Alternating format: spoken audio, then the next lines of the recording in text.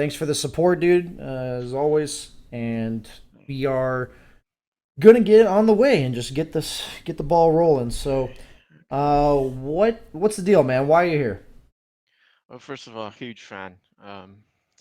Thank you for what you've done for the community, and I'm very happy to see you on TI. Right on, man. Thank you. And well, currently I'm 5.8, well, Okay. 5.6. I lost 300 during. I went like 20. I lost 28 out of 30, I Oh, think, ooh, or okay. 25 out of 30 during just last week, this week. Rough. And right, and thing is, I had this sort of 60%, 65% solo win rate before that, and now I just because I'm playing Australia, it's you have to queue like an hour for each game, and you're probably playing the same, same group of first people, Okay. and I think 90% games I lose, my position four, they just don't playing lane to support my position three, and my plus three just end up feeding and Sounds a lot everything like in this the map. patch, yeah. Yeah, and I think the this patch you just lost your ability to solo carry the game, and I was a carry slash solo mid player, and now I just play mid because carry is Yeah, I it's mean, just to be honest, I don't think you can reliably win MMR around 5K or above, like high 5K or above, from the safe lane role. I personally don't think it's possible this patch, right. to reliably carry the game from, like, you can do things right and over time you'll grind, but honestly, I think carry might be like the fourth best role to climb with right now. It's just so freaking difficult because of the dual lane off lane meta and just basically hoping your mid laner and off laner don't lose.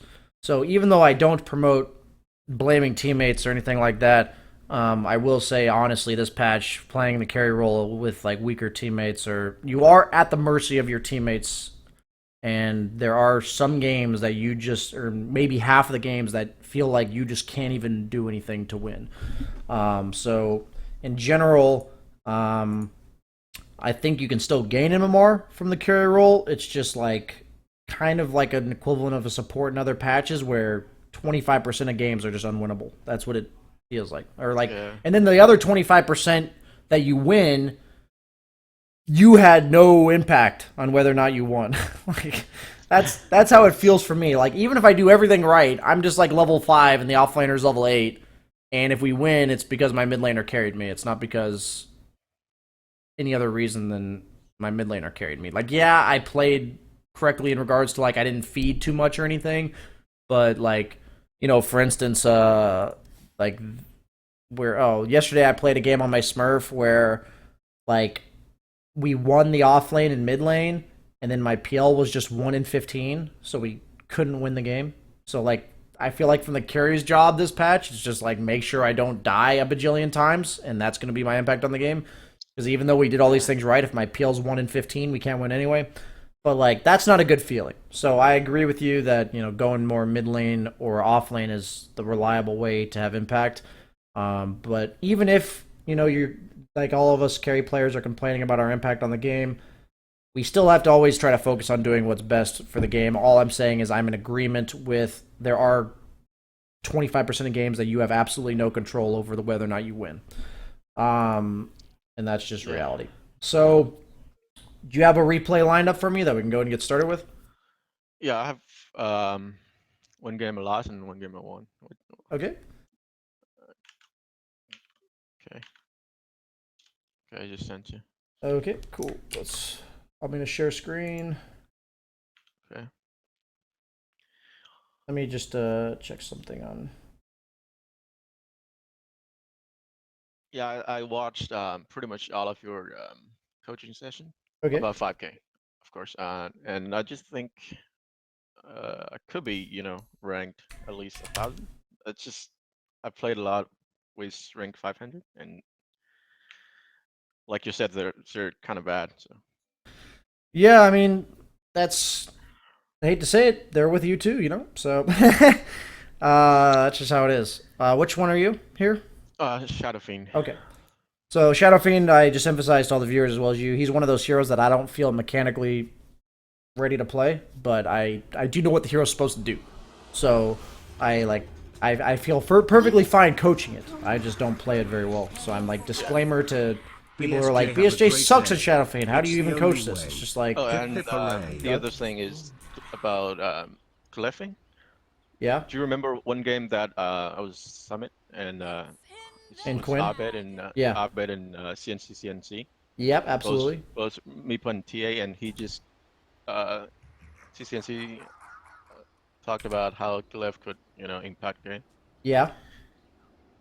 And it's for me, it's just, I don't understand it. I don't understand it very well. It's just you get 2 or 3 denies out of it. Pretty nice, but it's not that game changing. Okay, so basically so here's the deal. It just works this way. I play 85-90% of my games in the side lanes. So when it comes to these advanced mid lane mechanics, I just don't I understand them when I hear them talked about, and I'm going to explain it to you.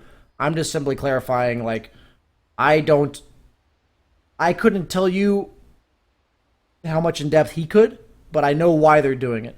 So the idea about this is that in the mid lane or any lane this patch, whoever gets the level advantage, if they understand why it benefits them, like I'd say in this Lina lane versus SF lane, what level would you say is crucial to get to before the other guy? I think 7 or 5. I think 3 is really important. 3? I think you're it almost doubles your raise damage, and for her nuke is significantly more powerful at level 3.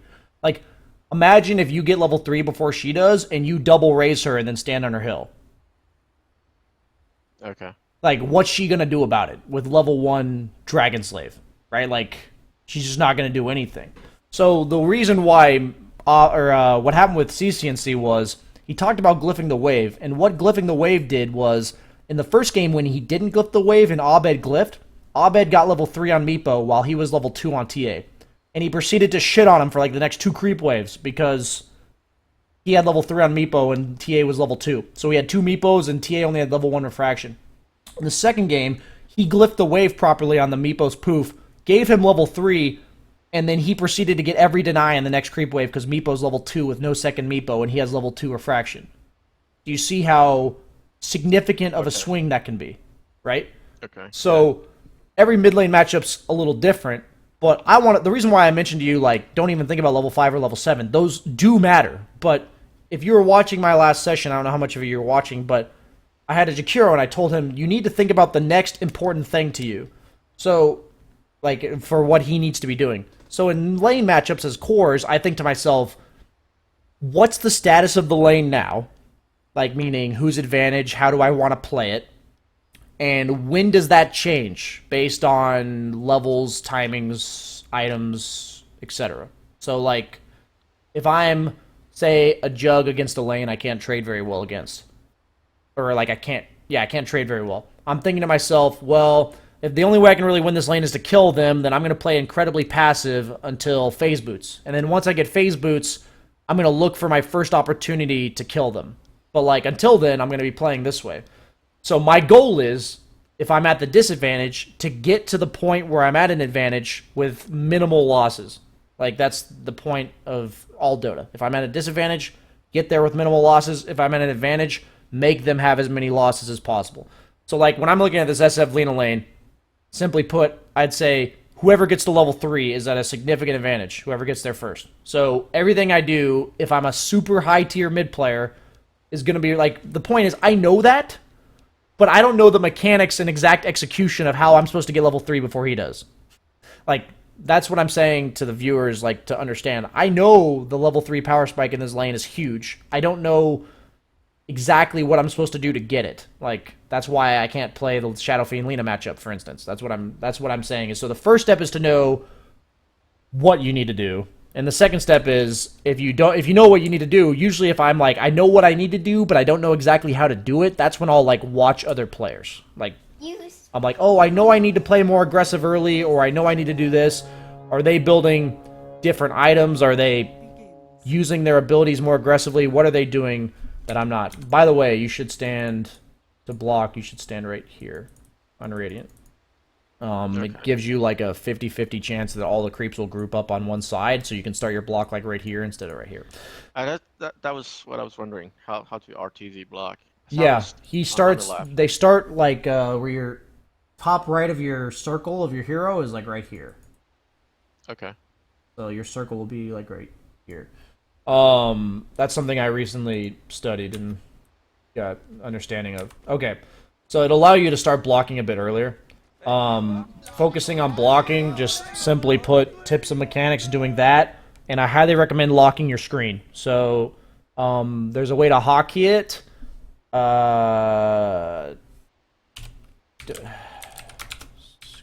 Camera lock, camera center on hero, I think.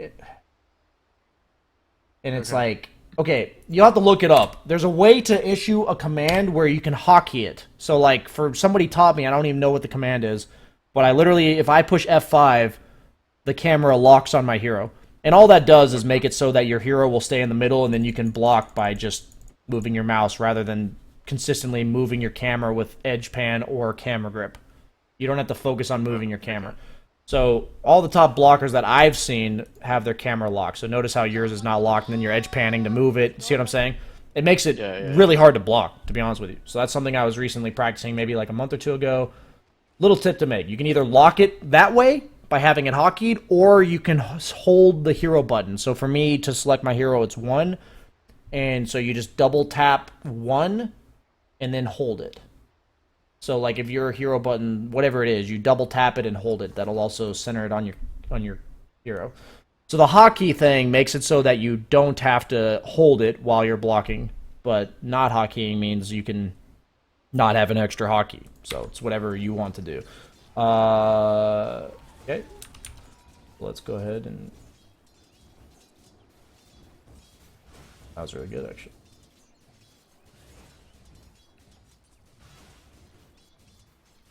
Yeah, definitely could have used creep back on those last two. The first one was really good, but overall, moving on. So you have level 2 before this guy. Here's what I look at. Power spikes, right? If you heard my last session, maybe you didn't, doesn't matter. I talked about how if you're at the advantage,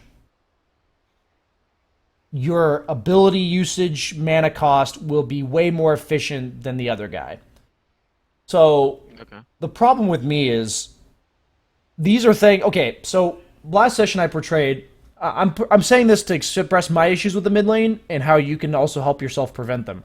So when I was talking to him, I said he was under tower. His carry was farming under tower, and I said because you're under tower, the lane's gonna push, and because the lane's gonna push and the carry matchup you're in, it's really good to pull here. So he was supporting. I'm like, you should pull here, and you should know that ahead of time because of my knowledge of the lane. Like, I just know my knowledge of the lane at the highest level. Like, I'm like, I understand the Morphling Centaur matchup. I know how this lane equilibrium is going to go because of the tower and all that shit. So I know the best option 20 seconds from now is to pull. So you need to know where you want this lane to be in like 20, 30 seconds. And you need to know once you get the advantage what you're doing with it. So my question for you is, if you walk up on top of this hill and double raise this Lina right now, what is his play? He just back off. You literally can't do shit. Okay? So now you do that, and then you, even if you miss 2 creeps for this, for instance, the goal is to be able to do this while not missing creeps. But I've seen any laners be willing, like top level ones, be willing to miss some CS in order to apply this aggression. The best players in the world, like Sumail and No One, they'll be able to apply the aggression with virtually missing no CS. The point is you want to be able to apply the aggression first and then learn how to make sure you don't miss any CS later. That's making sure that we understand what order of priorities you have here. So Okay. I'm thinking if you double raise this guy right fucking now, even hitting some creeps, that's ideal. You shove this into his tower and you glyph. What's his play? You can completely zone him, right? Like you can walk Right. past the tower at him and he's just going to lose CS, right? Like that's, and then what's going to happen is you're going to zone him for like honestly, he should get annihilated from this point. I'm not saying I would have been able to set this up and annihilate this guy from this point, but I know if I was landing against Sumail and I'm this level 1 Lina right now, this SF will be level 5 when I'm level 3, based on this right now. Like, this lane is over for him if you know exactly why it's over for him.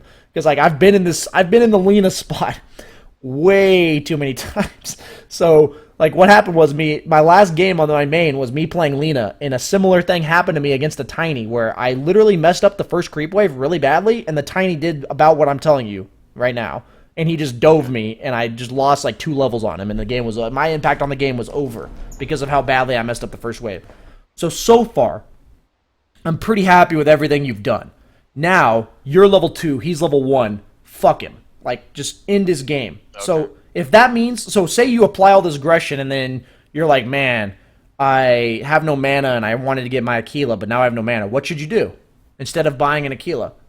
Should I just fly Salve and Mango? Yeah, you should apply... Like, if you can buy these regen items that instantly allow you to continue to apply aggression, that's way better than going for the ideal item and giving the other guy some space to recover, right? So you should, that's why, like, CCNC, I even talked to him about it a bit. I talked to him a lot at the summit. He literally was like, yeah, you just, like, there's one match, he was playing SF in the match, and I asked him after, I'm like, isn't SF supposed to beat Ember or whoever he was playing against?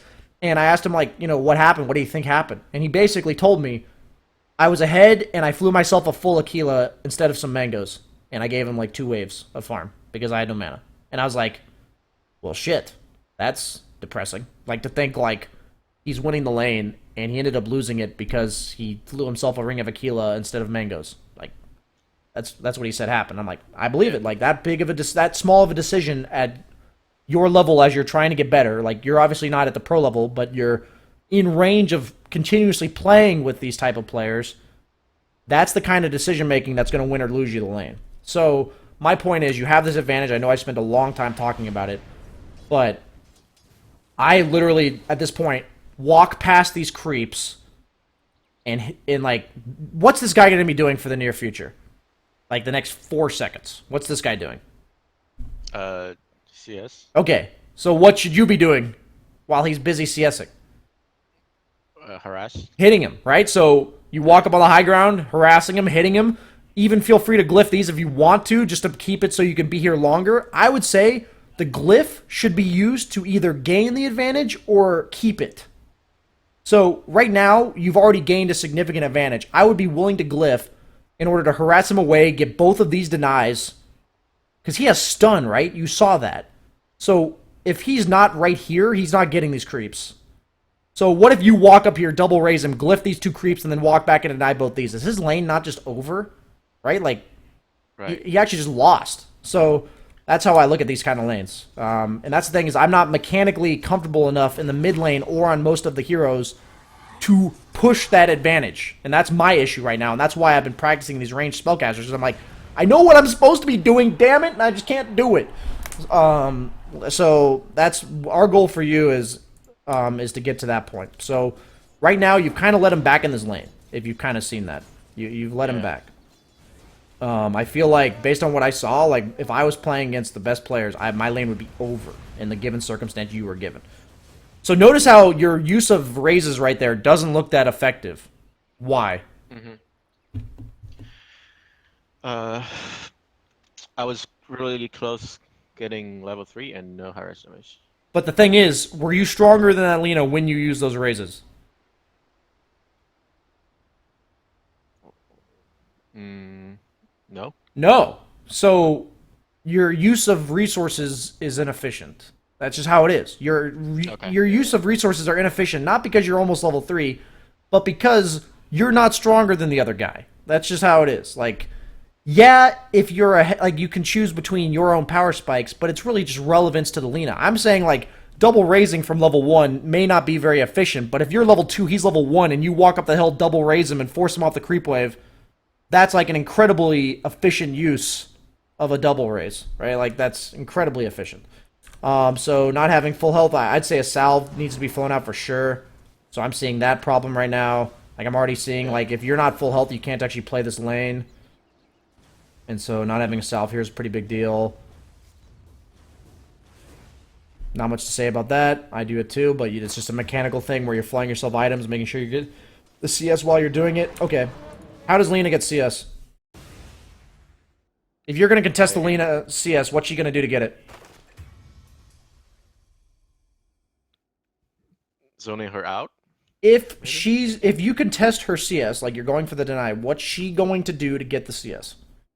Nuke the wave. So what do you have to do? Fuck off. Not be in line of the creep and her. Okay, yeah. You see that, right? This is all foresight stuff. It's like, if I'm against a Legion commander, and I'm about to deny the range creep, what should I expect to happen? Getting, what's that? Queued? Queued by the Legion commander. So, if I'm a carry, I have to ask myself, is there a way to avoid this? Is it worth getting nuked to force her to use it? Etc. But I have to know she's going to do it. Like, I know she's going to do it. And if she doesn't do it, I'm okay with it, right?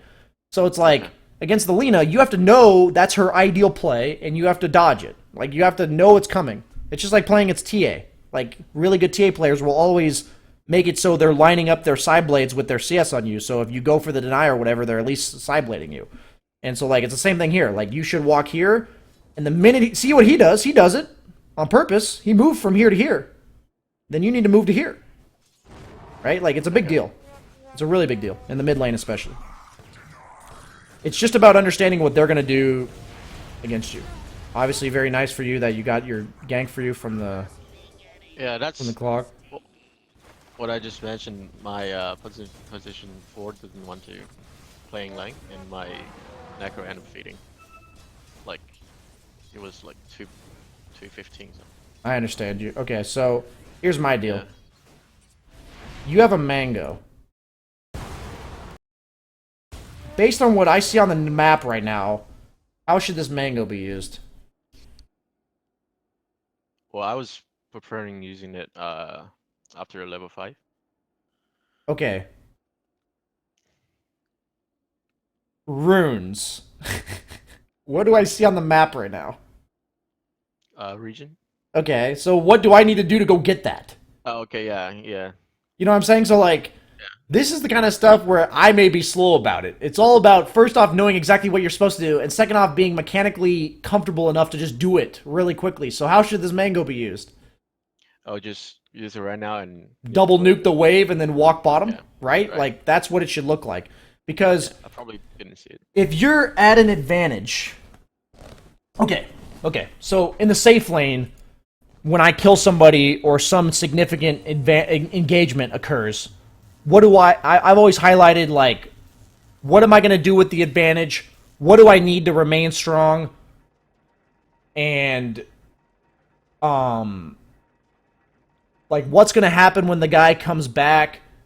And lane equilibrium and stuff like that. That's how I think about the game, like, from the safe lane. I'm thinking, like, lane equilibrium, should I pull next? What's the guy going to do when he comes back? Like, is he going to come back and immediately fuck me? Is he going to come back and I'm perfectly fine? Like, if he's going to come back, and say I'm in the safe lane, and I kill the guy, and I know when he comes back, he's going to contest all of my CS. What am I probably going to do while he's gone? Like, while he's dead? Sorry, what is it? Okay, I kill a guy in the safe lane. Mm-hmm. I'm giving you the carries version of this. I kill the guy in the safe lane. It's a Necro. I know the second he comes back, he's going to contest every single CS and harass me. What am I going to do while he's dead? Deny every single... I'm going to kill the enemy creeps as fast as I humanly possibly can. Because that's 4 creeps that I'm going to get without him there. Oh, okay, yeah. You see that, right? You see the difference here? Right. If he comes back, and I don't give a fuck that he comes back, what am I going to do before he comes back? Say it's an offlane centaur, I'm a lifestealer, I just killed him. You denied... I'm going to deny the wave as much as possible, keep it as close to my tower, right?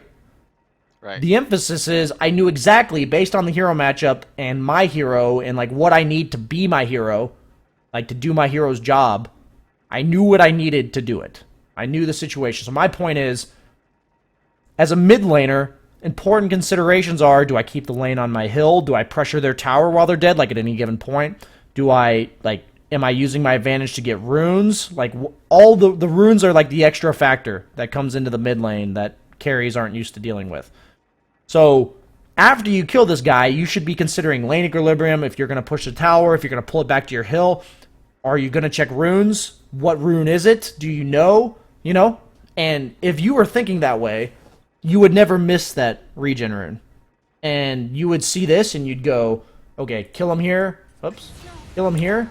And then I personally would consider walking with these creeps to here. Okay. I would actually do that now that I look at it in hindsight. Because the 2 creep waves are going to meet normally. You're going to come back with full health, full mana, and you can just like double raise the wave. But I'm also fine if you want to do where you kill it here and then go bottom. My point is, it's all these little things that, like, if you don't get that regen rune, then you need to be flying yourself like a salve and double mango here. Like, it is not acceptable for you to kill him, have a level advantage, and remain like this. Yeah. You see what I'm saying? It's not acceptable to wait until level 5. It just isn't. Like, I understand you're saying, like, you're going to hit a power spike at level 5, but if you are stronger than them, you have to play like it.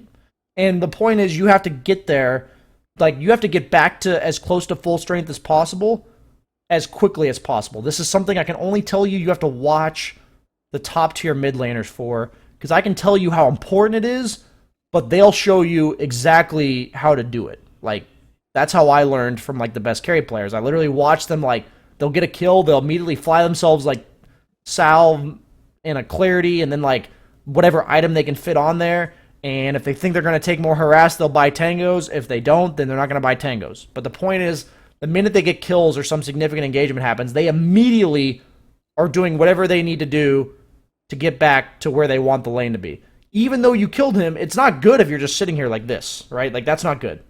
And we don't want any time where we're at the advantage to play like we're not. But aren't you the best carry player? What? But aren't you the best carry? I mean, yes, of course. But I'm talking, like, on my way to being the best carry player. Yeah. Making sure we're on the same page there. Capital. Okay. So I'm just noticing now you're forced to play passive pretty much because you have no mana. Otherwise, like, there's not much else influencing you to play passive. Sad to say you missed that regen rune for so long, but if you're, like you said, a carry player kind of transitioning to mid, these little things that are, like, supposed to be muscle memory are just not going to be muscle memory because you're not used to playing mid. So you fly yourself a salve and a mango. That's actually good. Okay. I would have flown myself raindrops on that courier as well. Okay. So when Lina TP's back in... Okay, you know what? I'm fine with this. Go ahead. I'm going to continue fast forwarding. Okay, you're level 6, she's level 4. I'm actually going to rewind. So this is the same thing as before. You got to kill on this guy. With this clockwork. Yep. And she's coming back in 10 seconds. Give me, to your best of knowledge, what should exactly go through your mind right now. Like, the questions you're asking yourself, what you're going to do with the answers. What are you thinking? Should I zoom her out? Okay. What should I do before she comes back alive? And what's the answer in your opinion?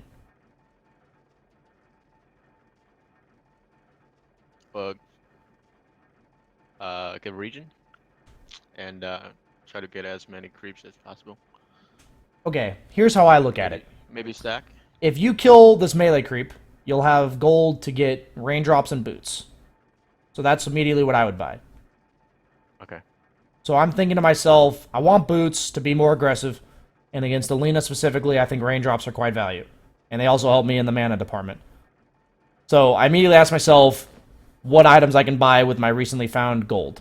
So I think I look at my inventory, I see 680, I'm like, okay, kill this creep, get boots, raindrops, fly them immediately. And then I ask myself, what happens when Lina TP's back in? Put yourself in this Lina's shoes, okay? He's going to TP back in.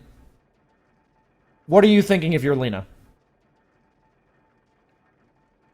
Nuke as soon as she landed. Okay. So we're gonna have to adjust your perspective quite highly, okay? What? Okay, in the last session I showed an example where I was Pugna against Ember, but I'm just gonna tell you as a carry player. If I'm PL against Ember in the mid game, what am I concerned about as a PL against Ember? At what level? Like 15 minutes into the game. Not laning matchup, but like 15 minutes in the game. What am I concerned about if I'm PL against Ember? Well, it depends on what Ember's. Do I do anything to the Ember? No. Does he do something to me? Not much. That hero Well, he shits can on you. solo kill you. Yeah, that hero shits on you. If Ember shows up in my lane and I'm PL, what am I going to do about it? 15 minutes into the game. Just Django. Literally walk away. Okay. So where should Ember be playing at 15 minutes? Hyper aggressive. Literally wherever I am. Okay. Because if he asks himself, I'm going to show up in PL's face, what's PL going to do about it? And the answer is literally nothing but walk away. That's pressure in a nutshell. That is what pressure means. Okay. So to try to shift your perspective, what is Lina going to do if Clockwork walks this way, stands here, and you shove the lane into her tower as she respawns?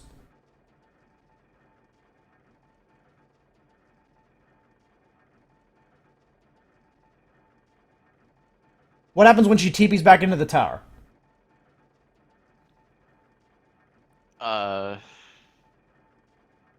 Getting hit. She's gonna fucking die again. There's a Clockwork behind her tower and a level 6 SF and she's level 4. Is she not just gonna die again? Like, you can't convince me she's not gonna die again. Okay. Yeah, and actually leads to another question. Go ahead. Yeah, because when I play different, it's usually happens to Tinker and SF. Okay. When the enemy mid laner is forced out of line or just hit level 6 or 7 or something, maybe Tinker just had ulti, and they go jungle the hard camps in. Do I call my support to catch him or what? Take the tower. It's pretty hard to take towers. He just gonna come back and nuke the wave. Okay. I mean, I'm trying to think about it. So, pressure's all that matters. I showed on my last coaching session, you might want to search for the clip, but I've talked about it before, where Gunnar was SF against Ember, and he was winning the lane, and by not pushing the tower, the Ember spent his time jungling and then ganking every other lane. So your job if you're behind in the mid lane, if you're behind, you don't want to be forced to defend your tower. That's not what you want to do. Like, if you're forced to defend your tower when you are behind... Okay. I'm trying to think about this the right way. If you're ahead, you need to force them to deal with you. Period. Okay? Like, in any lineup, any matchup, any role. You need to force them to deal with you. If you're a really strong 4 position, you're not just going to jungle. You're going to walk around the map trying to gank people. That's what you're going to do. If you're an off-lane Necro and you're ahead, your job is to pressure the tower relentlessly. Make them kill you before you stop. Like, that is what's going to happen. And if you're ahead, you need to make them respond. So in the mid lane, that equivalent is to shove the lane into their tower. That's all that is. If you don't do that, the enemy mid laner can do whatever they want. The difference is, the only exception to this is if you're ahead of them, and you're level 4 and they're level 3, so this is earlier on in the game, what should be your method of remaining ahead? Say you're QoP against SF, and it's early on, super early. You're level 3 QoP and the SF's level 2. What's the best way to assert that advantage? Get level 2 Q, Yeah. and you just stand, on the high ground. And you sit the wave on your hill, and if he walks up, you dagger him and hit him 3 times. Is that not correct? You want the wave on your hill, and you dagger him if he walks up, and he's not allowed to walk up. That's the best way to assert that advantage, right? Right. Are you strong enough to apply this pressure on this tower right now? When you kill this creep and you get boots raindrops, are you strong enough to apply tower pressure? Yes. So what should you do? Like, literally the question is, you asking yourself, should I jungle or force, like, you know, they're just going to come back. So you need to drag them back and forth. So if you think you're strong enough to pressure the tower, you need to force someone to be here. Like, you need to force them to come to you. You need to force them to, like, 3 or 4 man gank you. Like, that's what you need to make them do. Because that's going to win the other lanes, too. Like, you're going to not only win your lane, but you'll win other lanes. You're absolutely crushing mid this game. So the way I look at it is, the reason why I feel like the most drastic difference between 6K-ish, like 5.5 to 6.5, and then above is, in my tier, if I'm this Lina, my game is over. Like, I can't even play Dota anymore. Like, this SF's going to take my tier 1 at 5.5 minutes, and my game's over. I'm going to be jungling at level 4, is what I'm going to be doing as a Lina in this game, in my bracket. In your bracket, okay, that's not what happens, ever. People don't assert dominance or apply pressure when they are winning. That is just not what happens. So, if you want to leave your bracket, it will completely come down to, you are good enough to establish an advantage. That is what makes you in this bracket. Okay? That is what puts you in the bracket, is that you're good enough to get the advantage.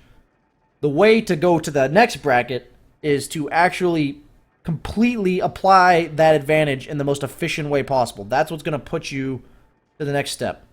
So, I'm looking at this and saying, you have to start thinking about the opponent's perspective on what you're doing.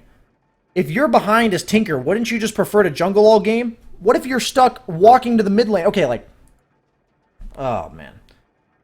Okay, you have to watch the end of my last coaching session where I used my Pugna example. There's a spot where he's literally ahead of me, and he's just forcing me to defend his tower. His 4-position hero's sitting right here. I was Radiant. His 4-position hero's sitting right here, and I can't even walk up anymore. Like, I can't even go up anymore. And that's because he's killed me twice, similar to what you're doing right here. And then he has his 4-position camping. And it's just like, if I ask myself as Lina, what am I supposed to do TPing back into this tower if the SF pushes it into me and the Clockwork is wrapping around me? What am I supposed to do? If Clockwork's missing, what am I supposed to do? Pray he's not there? Like, is that what I'm supposed to do? And so, that's the perspective you have to start having, is what's this guy going to do about it? Like, what can he actually do to me? And if the answer is nothing, you show up in his face. Force him to be there. Like, force him to deal with you. If he can't deal with you, you want him to be forced to deal with you. Like, meaning, if he can't do anything to you, you want him to be forced to be in the same place you are. That's what you want him to do.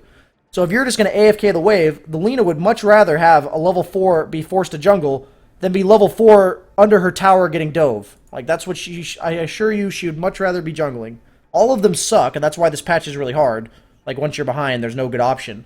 But that's the point, is I want to see this tower get shoved, have you immediately fly yourself items. Looks like you might be doing that. So you flew yourself boots, but no raindrops. He TP's back in, freely defends the tower. He gets a full wave and a half. Obviously you're getting the denies, which is nice. But he just got 3 CS. He should have been under his tower. Like, he's level 5 now.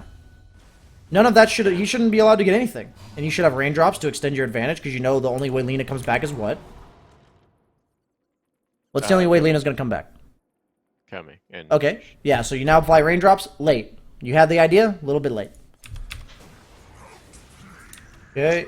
I think I just shouldn't have get the wand. Yeah, the wand was definitely inefficient. I wasn't commenting on that. I was just being, mentally lazy. Yeah, I do that too sometimes.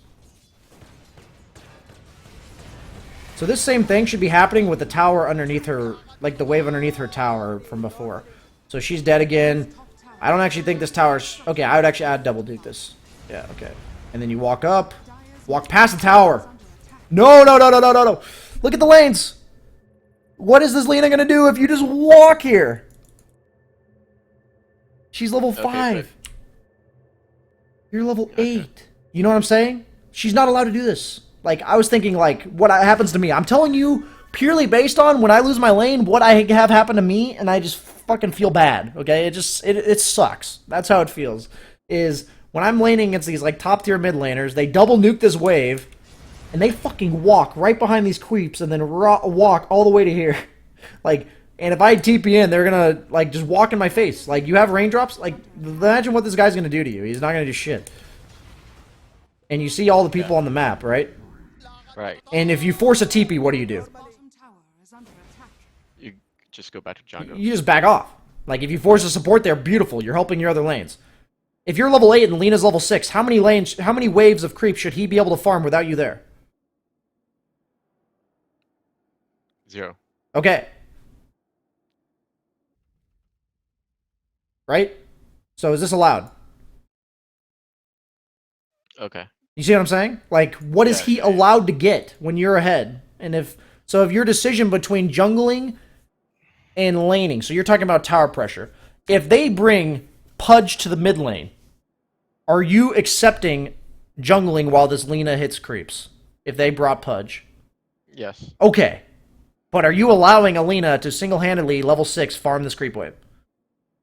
No. No, right? So that's the idea of understanding what you're supposed to be doing. What are they allowed to get away with? What level of aggression am I going to apply if it's just me versus Lina? What's going to stop me from applying that aggression? Like, how many heroes have to rotate before I'm scared? What hero has to be missing? So say the Clockwork was on the enemy team. Maybe you're not going to be playing up in this Lina's face under tower if Clockwork's missing. Because what if he just walks behind you and that turns the kill, like, and gives the Lina a kill on you when you're level 7, right? But against their heroes, when they're showing Pudge, Wind Ranger bottom, and Wraith King top, does AA do anything to you? No. Like, if you see AA, you're, like, coming behind you or something, you're literally just going to walk away. Like that. Maybe just kill him. I don't know. But the point is, like, you have to know what heroes threaten you, where they are, and, like, I can do that thought process from the safe lane.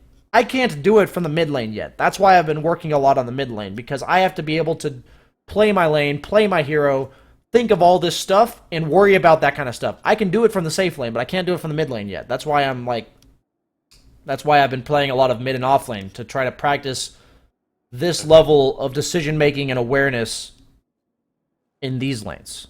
So that's the level of decision making and awareness you need to have. So you should definitely have a ward at this point. If you don't get one from your supports, it's definitely worth flying one to yourself when you're this far ahead.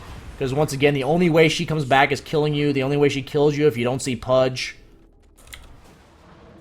So, like, you're going for the classic 5k play, which is what I flamed Gunner for, is literally just get an advantage and spend it farming. Right, I think that's what I've been doing. Yeah, and it's not going to win you games. Yeah. It's just not. The way you win is by applying immense amount of pressure. That's just all that matters in this patch, and pretty much what Dota's evolved into, because players have just gotten better. Like, that's all there is to it. When players are better, they know that when they're ahead, you should get virtually nothing, so they allow you to get nothing. Rather than giving themselves 1,000 gold and the opponent 500, they give themselves 600 and the opponent 200.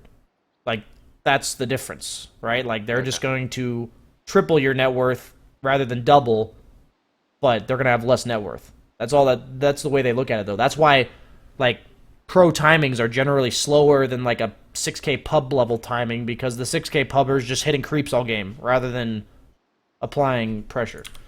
Okay, so we're noticing a consistent trend here. The game I want you to watch for this, it was from my 2 coaching sessions, okay?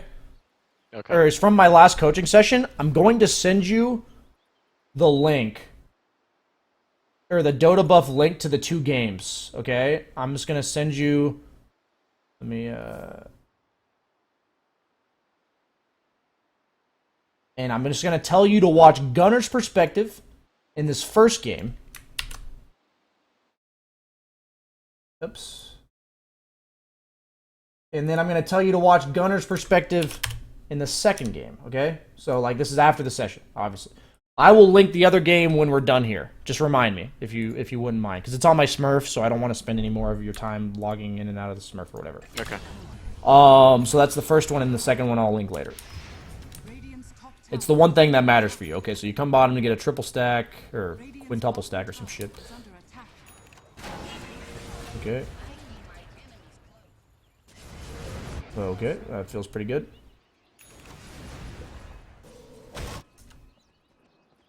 So you're playing the complete efficiency game, which what I'm going to be clear to you about is what stops you from pressuring people. Like in general, as any hero in the game. Oh, getting outnumbered. What? Outnumbered. Okay, I'd say better put, they kill you. If you apply superior pressure to them and lane push and trading, the only way they can deal with you is by killing them. Or by killing you. Okay. Is that right? Like, if you're a Necro and you're ahead, they're not going to come into lane and out-trade you. They're going to kill you. Same with SF, right? Like, is there any hero in the game that walks into lane against SF and out-trades him? No. No. So how much pressure should be applied in any game as a hero like Necro or SF? What's the only thing that draws the line for you? Getting killed. Getting killed. So every game you're playing, you need to think to yourself, how do I die? At what point do I die? What levels do they need? What items do they need? Yeah. And until they have those items, you should be up in their face the entire time. And so what you'll see these players do on SF and TA type heroes is they'll be up in your face as much as humanly possible to the range that they won't be able to kill you. So certain games as SF, you'll be super squishy more than others. Like, SF's a hero that is very vulnerable to dying comparatively to, like, a hero like Ember. So, like, the line is different, meaning, like, for an SF for an Ember, because what kills an SF is a lot less than an Ember. So, my point is, you start to do this, like, jungle efficiency thing when they can kill you. At the point in the game that they can kill you. That's when you start to play this way. But you don't play that way until they can kill you. And every hero is different, so if you're questioning what that line is or how far you can push it, that's where you watch other players and see how far they push that advantage. And you'll see like a really good player playing super passive on SF, and you're wondering why, and then you look at the enemy heroes or what's missing or something, and you'll understand. You know what I'm saying? Like, that's the kind of thing you have to do, to watch. And so if you're transitioning to the mid lane, you're just going to have to... Like, this is why I'm trying to show you, like, I could honestly play SF like you're playing him right now.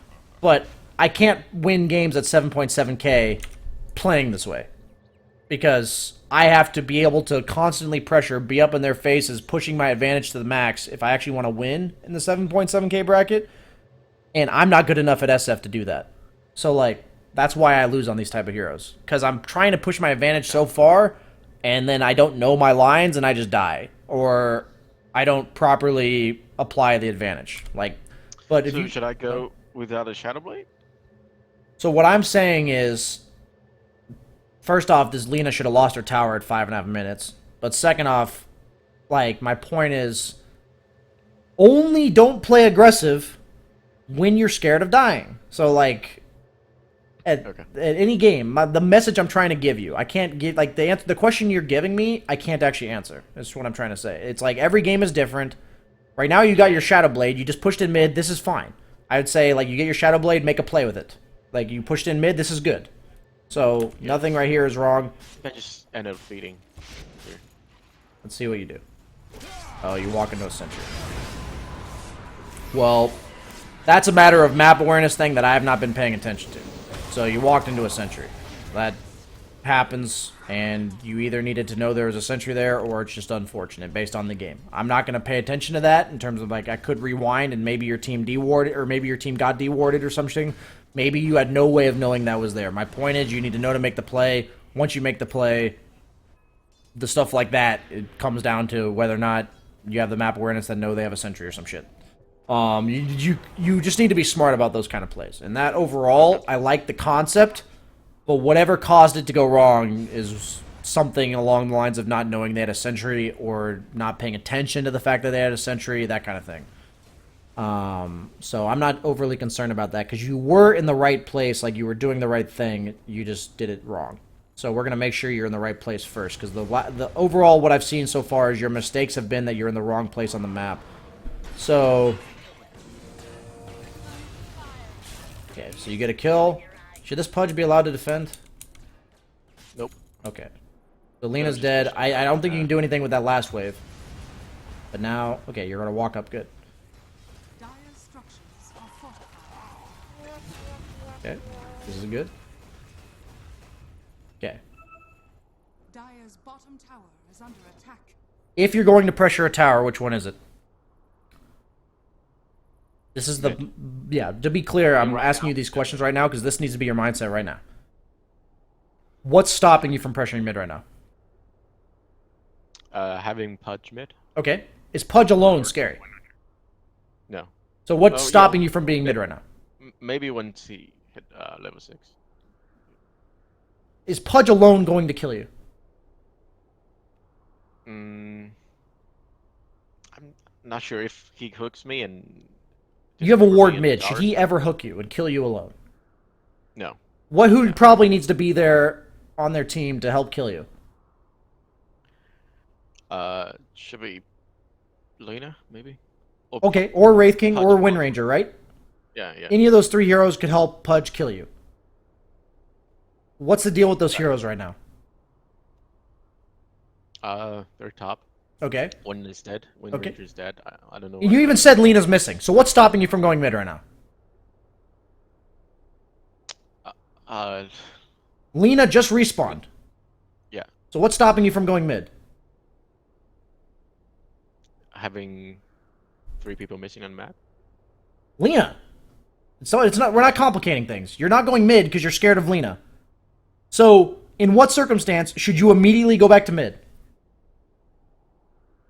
When they showed up. When Lena is not mid. Okay. So based on your knowledge of the map, how long until Lena shows herself? She just respawned. 3 seconds. Yeah, very quickly. So my point is, if Lena shows mid, are you okay to continue jungling right now? Yeah. If Lena TP's bottom, what should be your immediate response? Taking the tower. Okay. I'm not talking about finishing the medium camp and the big camp and then going mid. Immediate response. Okay? Like, I'm just being very clear. So, you're jungling a stack. You don't know where Lena is, so I'm fine with you jungling. You still don't know where Lena is. Okay, she's mid. Structures are fortified. This is all fine so far. I'm being very clear based on what you've done wrong so far that I feel like if she had shown bottom, you wouldn't have immediately run mid. That's why I'm making sure. Yeah. That's why I'm saying everything you did here was fine. But I feel like based on what I've seen, you would have chosen the passive farm approach either way. So now you see her running away. You see her bottom. You can participate. Okay, you are. Good. Good. Okay. Immediately pressure mid. Good. Okay. So this whole pressuring concept, I'm going to tell you from my own personal perspective, okay? So I want to be clear to you and everyone else. This whole learning process that I'm teaching you right now, I went through in the last year and a half or so. And I'm still learning it on heroes that I'm not comfortable on. But like on my top 25 heroes, I know how to do this, okay? My point is, for me, the learning process is still continuing because I don't know how to do it on every hero, okay? So for you, the goal is to first be able to do it on your best heroes. Like, you need to be able to do what I'm talking to you about on your best heroes. So what I'm talking to you about, the hardest part about Dota pressure, like the idea of pressuring, is pressuring with the smallest of advantages. So when you had level 2 against Lena's level 1, when you had level 6 and she's level 4 respawning, okay? Like, and pushing the lane into her tower with a clockwork. It's easy, in my opinion, from my own perspective, to apply pressure once I've farmed 1 or 2 small items. Like, once I've hit a Shadow Blade on Slark, it's quite easy to pressure, right? It's not easy to pressure on Slark properly with just Treads Aquila and, like, diving their tower and pushing your limits and not feeding. It's not actually easy to do that, to know exactly how far you can go with just Treads Aquila on, like, a carry hero. But knowing that limit is the most important thing that I've had to learn, like, last year. That was, like, one of the most important things I had to learn. So I'm telling you, you should probably study whatever hero you're going to focus on. You should spam that hero, like whatever one of your favorite heroes is, like to play, and watch high-level players and see how they pressure early, like first 10 minutes. Because right now you've done a lot of things correctly in the last, like, 4 minutes. It was this, like, 5 to 12 minute stage that this Lena was allowed to have a game. Okay? When I play against the 6.5k mid laners, my experience as Lena is what you're getting, is what she's getting now. When I play against 7.5k or above, like pro level mid laners, if I'm Lena, my game's fucking over. Like, I can't play. I literally lost because of what happened in the first 2 creep waves. So I'm just telling you the difference from her perspective. Your farm will be about the same. Her game will be over. Like, I know she has 5k right now. I would have 3.5 against like a very good mid laner. Like, I would have 3.5k right now because of the advantage you applied or that you got and then applied. So for you, my highest recommendation is after this game or after this session at any point to watch how people apply advantages super early on. Think about when they get advantages and what they do with them. So ask yourself, what advantages might they try to go for? Like item timings, level timings. Like when I say item timings, it could be Aquila, okay? Like it doesn't have to be a Shadow Blade. It can be Aquila, it can be Treads, it can be anything small that supplies a significant advantage. Okay. So I'm just telling you that so far. So now you're going BKB, and I think this is an okay time to chill. I think you've gotten a lot done with your Shadow Blade, and you're kind of in farm mode again, in my opinion. You're in get BKB mode, then get shit done. And that's important to have an on-off switch at all times for specific reasons. You see this fight going on bottom. What does that mean for mid lane? Pushing A. Means nobody's there. Yeah. Why would you ever not just walk up to a tier 2 and clear the wave? In any circumstance. Oh, because Lena didn't show.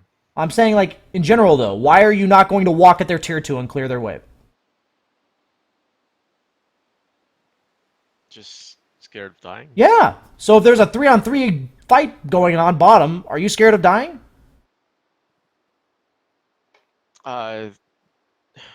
Yes. Why? I mean, if I push mid. Why? They're bottom. I think Lena +1 can just kill me. But look at, like, Well, if you look at is dead, so. look at your wards, right? Like Yeah, right, correct. Like if you just walk up this hill, you'll see whatever's coming. It's not like Lena has like a Shadow Blade or some shit. Okay. You know what I'm saying? So like if you know Lena Pudge, okay, how does Lena Pudge kill you? Getting hooked or Okay, so if you get hooked when you're 410 move speed and they have no setup, isn't that just you being bad? Yeah. Okay. I'm not saying that's not possible, but should you be making plays according to whether or not you mess up? No. No, you should be making the most optimal play based on what your hero should be able to do. And that's why I'm looking like a fucking potato when I'm playing Pugna, because I'm trying to push him to the limits and I'm not good enough yet. So I'm trying to play Pugna and I just look like an idiot because I don't push the buttons correctly. I'm actually doing a lot of things on the map correctly. I'm just mis-executing and feeding. But if I don't try, when am I ever going to get better? Like, when am I ever going to not mis-execute and feed if I don't try to push the limits in the first place? Like, if you see this going on bottom, you should immediately know you're allowed to go mid. And you should not be farming Ancients. Like, that mid lane should... Go ahead. My question is, should I TP bot and help my team? No! Do you want to fight right now? Finish my BKB, right? Yeah, like, every hero's different, right? So I don't want you to think of that way. Like, are you in... Like, remember, what did I just say to you? What mode are you in? Farm mode. Yes, so if you're in farm... Okay, so, like, earlier I said you were in pressure mode, so whenever you can apply pressure, you apply pressure. And then you got Shadow Blade. When you get Shadow Blade, what would you call that mode? When you get Shadow Blade? Ganking? Yeah, like, make a play gank mode, okay? And you went for that, didn't work out, but that's why I was okay with the play. Right? Because you went for a play, it just didn't work out. I think the idea to go for a play was correct. So I didn't flame like the execution of the play because you were doing it like you were doing the right thing to make a play. So in this case, if you're not in fight mode, that means you're not in objective mode, right? Like, if you're not trying to fight them, you're not trying to take objectives, right? So if you're not trying to take objectives, I've said this a bajillion times on stream, what are you thinking about? Farming. While you're farming, what are you thinking about? If you're not trying to take objectives, who is?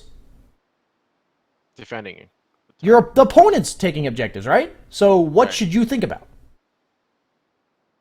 Either pressured their tower. So what are their objectives? Okay? So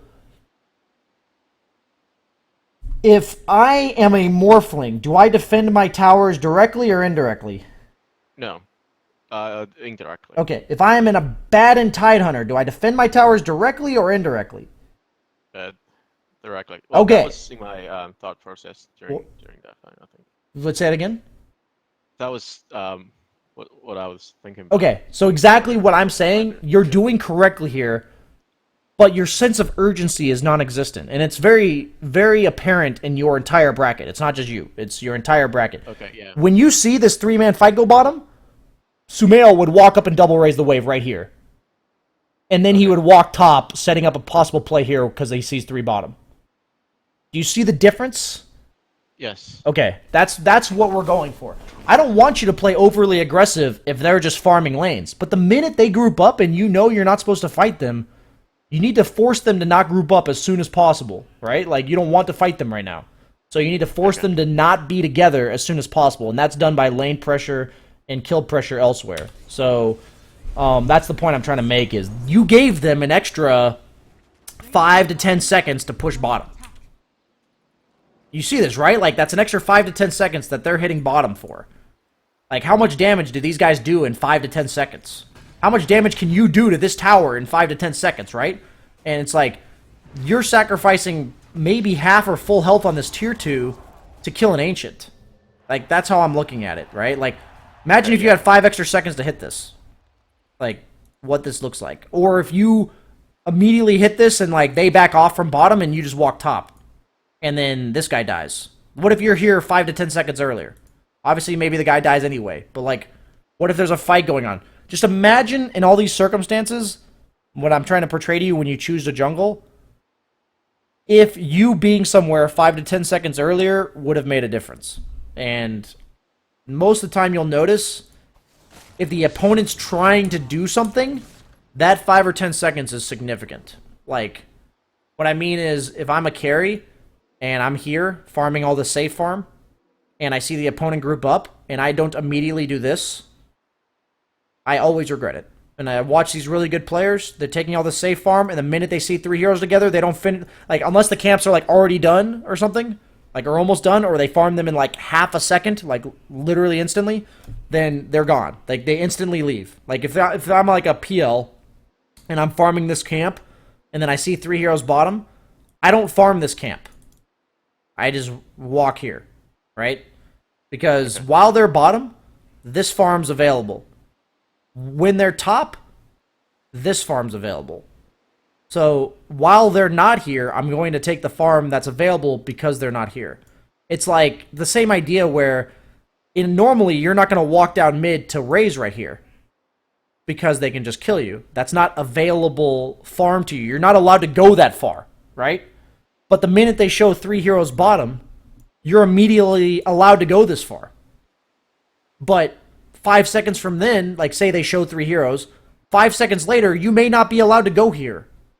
Do you see the difference here? Like, if you go here first, and then they rotate back to you, yeah, sure, go ahead and go farm this if you want, right? But don't go farm this while this is available in the very short window that you have. And that little bit of farming efficiency will drastically change your map pressure abilities if you hone it. It's a discipline thing. Like, I still have to fight it, choosing between jungle camps and just walking immediately to lanes. It's almost always better to go to lanes, especially when you're a hero that just shreds towers, like in this case you are. Imagine if you were out 5 seconds earlier, you know, like this is all 5 seconds slow. I mean, he juked you pretty hard here. Imagine all of that happening 5 seconds. You probably just get the tower and back off, is probably what happens here. Instead, you feed 3 heroes. I would be willing to stretch that you died here because you farmed ancients. And I'm not exaggerating that to make a point. I'm pretty sure, based on my understanding of Dota, that is what happened. Okay, so now you're... Let's see. So you died, you didn't have BKB. So why would I want you to be in kill tower and back off mode right there? Because the enemy team is stronger now. And you don't have BKB. Yeah, right. Right? You're not in fight mode yet. Right. Why were you pushing top in that given moment? Because zero up bot. Yeah, so you're forcing them to come top. right? Right. If you're right. forcing a tower with these items that you now have, why are you forcing a tower?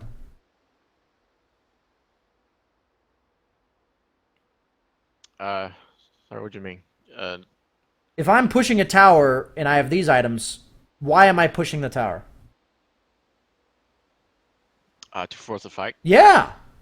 So if they respond to my tower push and I have these items, what am I going to do? Just fucking BKB and Kill them, right? yeah. But if I don't have my BKB yet and I'm in mode farm and I know that I'm in mode farm in order to pressure the tower and back off and they respond, what am I doing? I'm pressuring the tower and the minute they respond, I kill it and I back off, right? So like Right. that should be deciding what you're doing. So like this whole shenanigans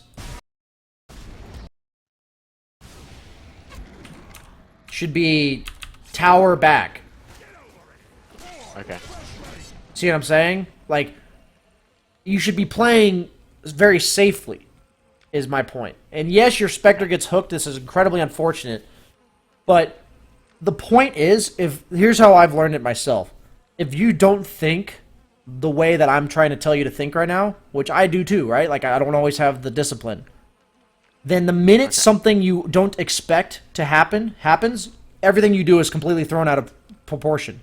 Because now you're suddenly registering, am I supposed to fight? I wasn't expecting to fight. Am I supposed to? Like, that's... Yeah, I was thinking that should I just bail? But Yes, no. but if you are in the mode of, I'm in push tower and back off, and you see the shit happening, what are you going to do?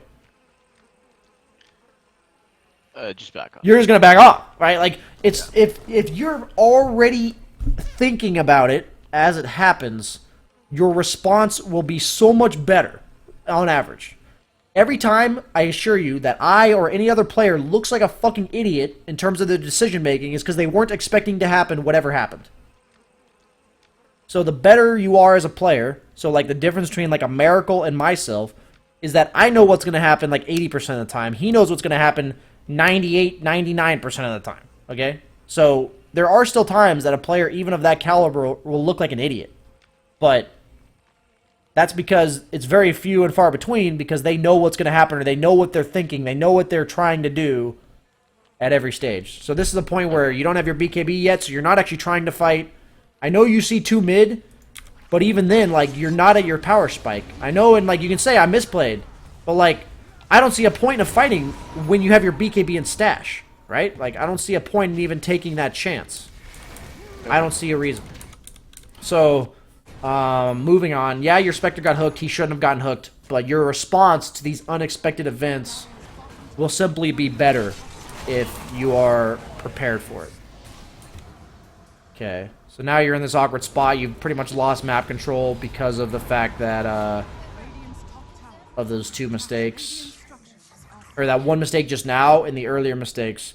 My point is, everything I'm trying to get you to do from now on, in the laning stage, it's all about pushing little advantages. It's true in terms of objective taking. But what determines who's going to win at the highest level, and especially in pubs, whoever pressures lanes better. Like, whoever is doing things faster. If you play against better players, you probably play against, like, top 100 players every now and then, don't you?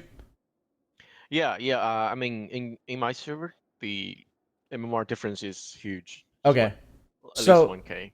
Okay, so my question is, when you play against these higher level players, doesn't it feel like they're just ahead of you?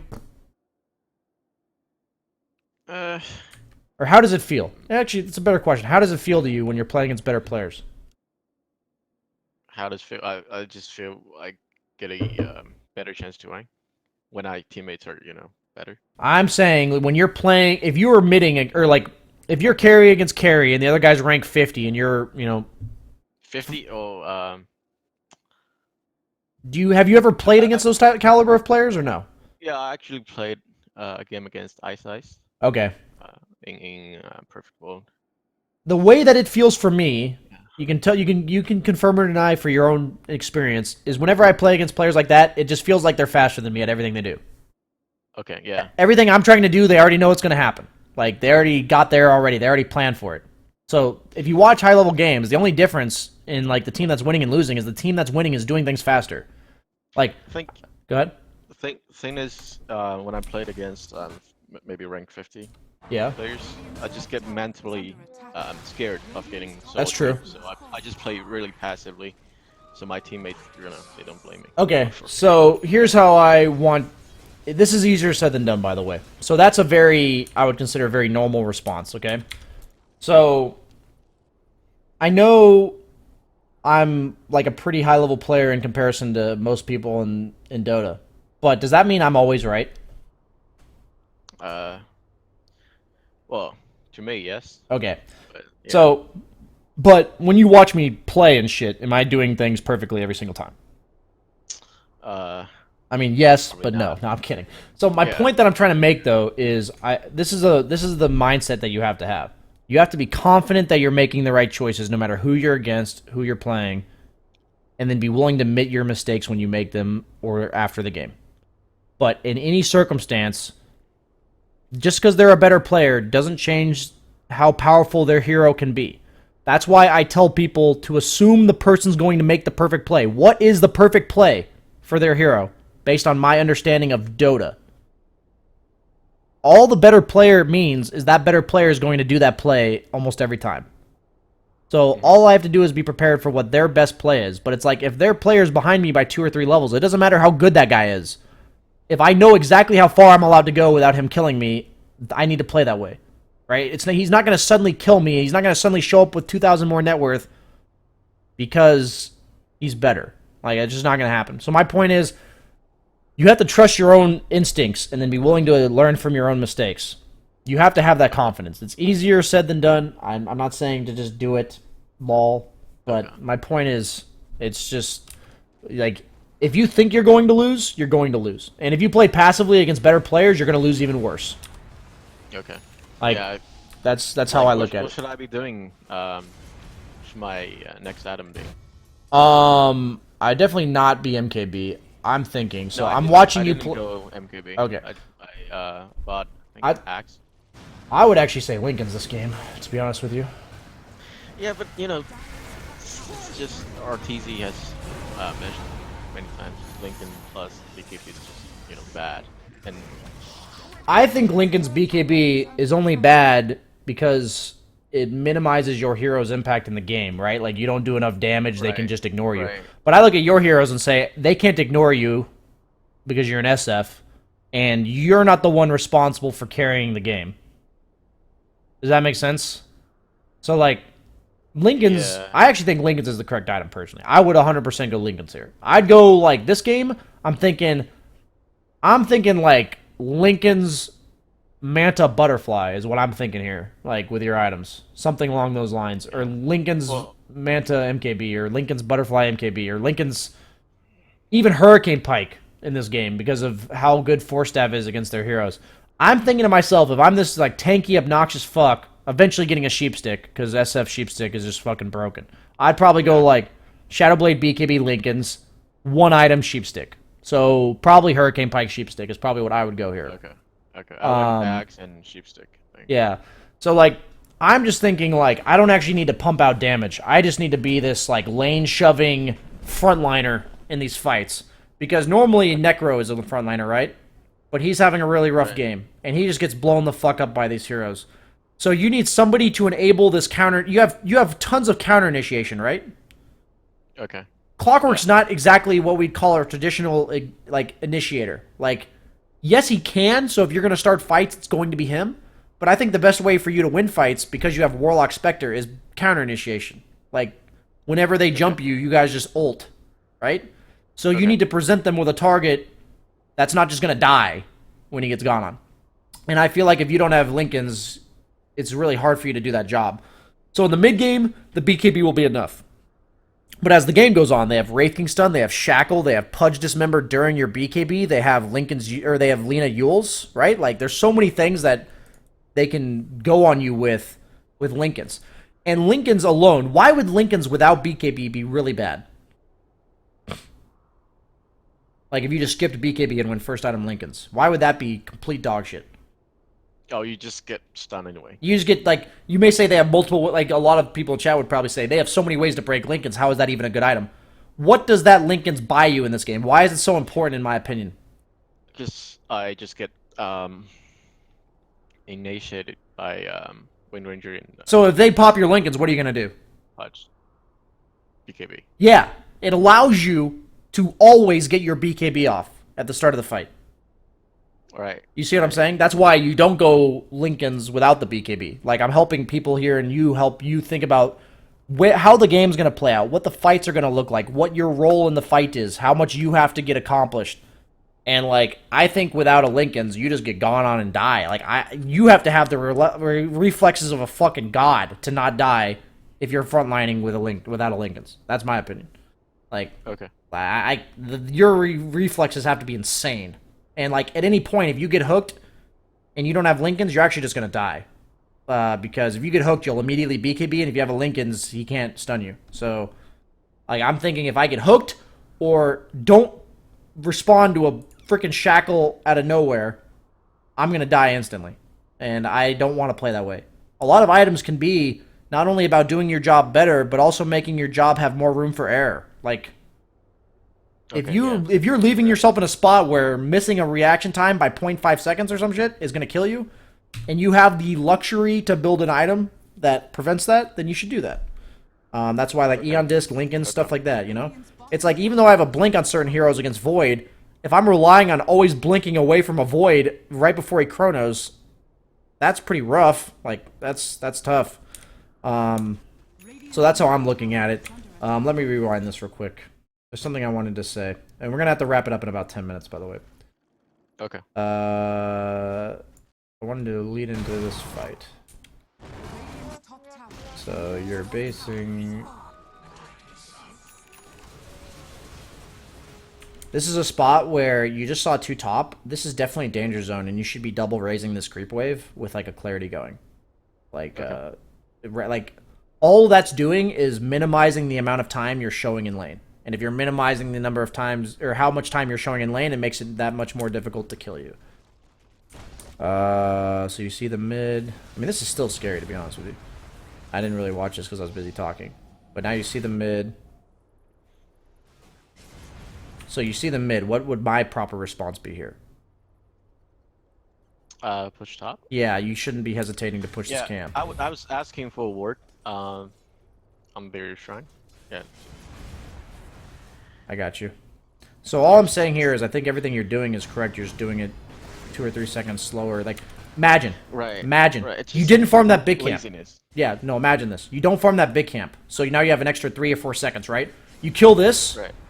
You kill the next wave really quickly. Like, you just walk up and kill it. And then you TP to this fight. And imagine what's happening top if this wave's dead. You see what I'm saying, though, right? Right. Yeah.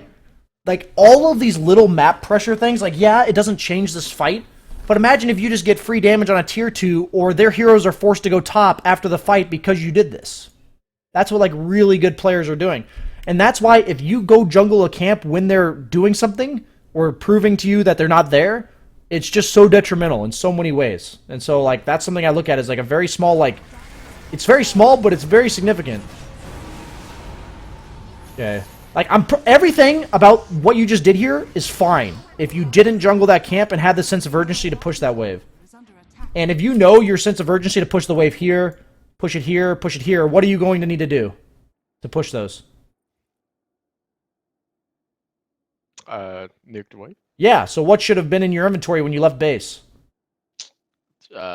Clarity. Yeah, see, you see, like, this is all foresight. Like, you need to know that's going to happen. Like, so... Now you've learned the lesson. You're walking back to base. You shouldn't have to walk back to base. You're almost full health. They have 2 heroes dead. They just spent a ton of resources. They don't have anything. You should be, like, here, shadow blading top with clarities on. Maybe even shriney. Do you see the difference here? Like, the speed in which shit is happening? So just imagine, like, these little efficiency things, how that affects the enemy team. So instead of basing, you're now killing 2 jungle camps and shoving top tier 2. Yeah, we probably wouldn't have lost them. Oh, okay. They didn't. No, you don't end up getting the... Like, that's because they're all weak from the fight, but that's the point is, once they're weak from the fight, 20 seconds from then, the map is dangerous. Right away, it's not. Do you see that? So, if you take that 20 seconds to go base, it's incredibly significant because that 20 seconds was really significant safety time. Like, you were safe to do things. So if you spend that safe time basing rather than pushing lanes, it's way worse than wasting any other 20 seconds, right? Because those 20 seconds were incredibly valuable. So I'd be looking at it as this tower would be like significantly pressured. You could be playing around here rather than farming this camp, which is just complete dumpster to farm, to be honest with you. I'd say if you're Radiant at this stage in the game, the worst camp in the game are these two. Just, they do nothing. All they are is the danger zone. Like, this shit, like, you can sometimes farm these camps because that means you're, like, pushing this lane out. But, like, if you're pushing mid, you should usually come from here because it's safer. And if you're pushing top, you're never going to be here. And if you're farming bottom, you're going to farm these three camps. You're not farming these two. The only time I ever think I farmed these two camps on a Radiant from 15 to 25 is when I just got done defending this, and then I'm walking mid. That's like the only time I think I ever farmed these. Those two camps blow cock. Like, they suck. Okay? Like, I'm emphasizing to you, these two camps should be absolute last resort ever. Like, if there's nothing else to farm, those two camps are what you farm. Those are last priority on our list. I'm just looking at top lane not getting pushed, thinking it's you. Thinking we're farming ancients here. Okay, so what do you end up going? You said you go Ags. Yeah.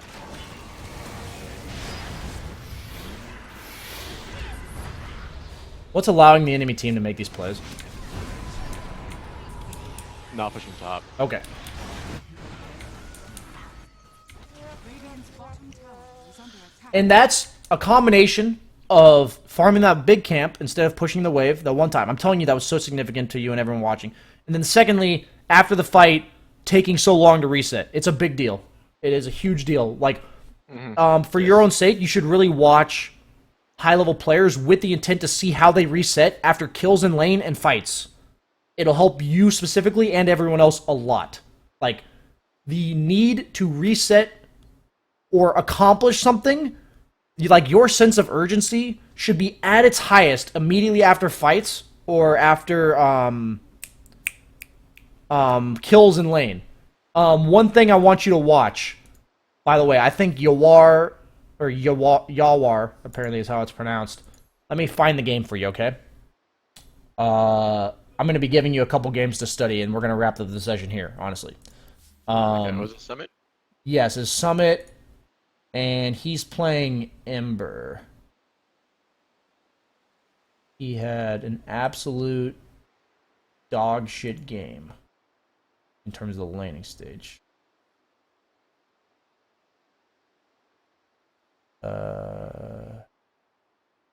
Is it this one? He went Battle Fury. Yes, okay. Okay. I'm going to link you this number. So, if you're the team that's behind or you're the hero that's weak, after a fight, what might be your primary concern? Just shove lanes. Yeah, cut waves, prevent the enemy team from getting objectives, right? Mm-hmm. Watch his sense of urgency in this Ember game. It's actually fucking insane.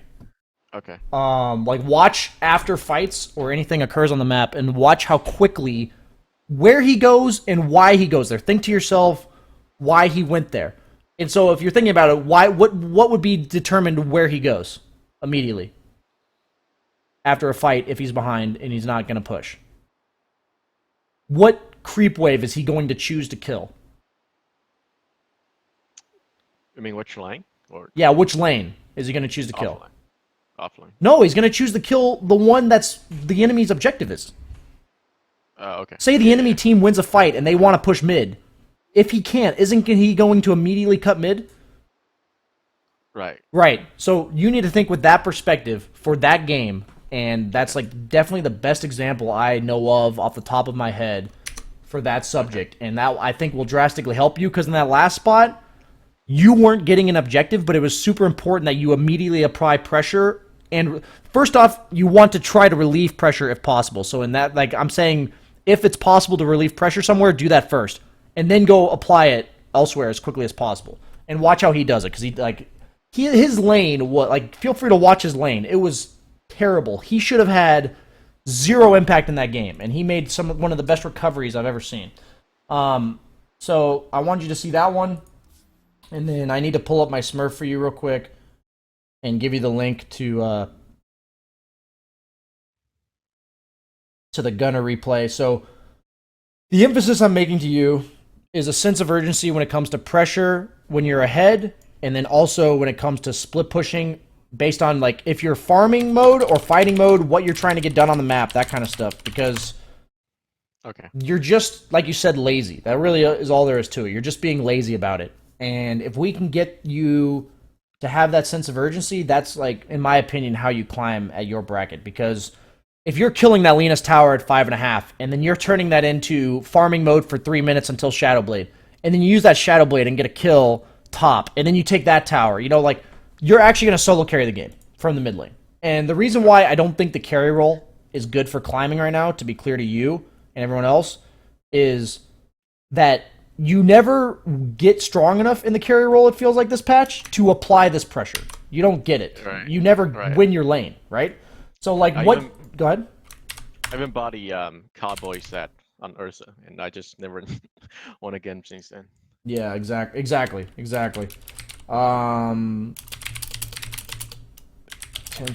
to difference in aggression. Okay. So, that's what I'm going to wrap it up with you here, man. I think you have I think that you just need to shift your mindset in regards to pushing your limits. Don't be afraid to randomly feed if you think you can be somewhere. Like, if you think you're safe enough or powerful enough to be somewhere and you're not sure, just go for it. And learn your limits. You're going to look like an idiot sometimes. I look like an idiot all the time when I do this stuff, okay? And it's like, when I'm trying to extend my limits, that's when I look the worst. Because, like, when I'm trying to get better at a hero I'm not good at, when I'm trying to... Like, when I learned that I had to play more aggressive in the safe lane, like, I watched Ramses, and I'm like, wow, he plays so much more aggressive than me, even on my most comfort zone heroes. There were times on Lifestealer, I was just randomly feeding, because I'm trying to do what he's doing, and I don't know what the limits are, and I would just die. You just have to be willing to push yourself on things you don't know, and accept that you're going to fuck up doing it, that you're just going to.